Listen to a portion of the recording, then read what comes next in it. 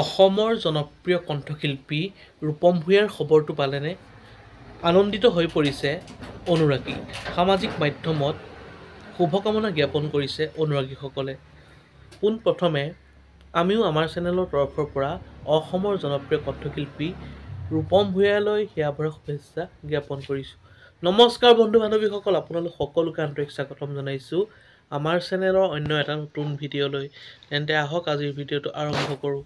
পোনপ্ৰথমে এটা কমেণ্ট কৰি জনাবচোন অসমৰ জনপ্ৰিয় কণ্ঠশিল্পী ৰূপম ভূঞাৰ গান শুনি কেনেকুৱা পায়।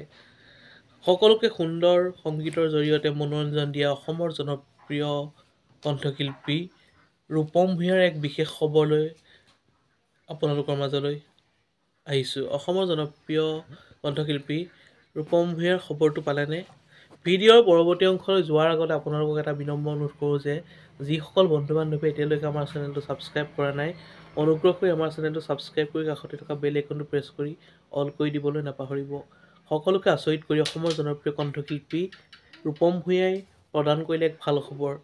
অসমৰ জনপ্ৰিয় কণ্ঠশিল্পী ৰূপম ভূঞাৰ ভাল খবৰটো হ'ল যে তেওঁলৈ ডক্টৰ ভৱেন্দ্ৰনাথ শইকীয়া সোঁৱৰণী বঁটা প্ৰদান কৰা হ'ব।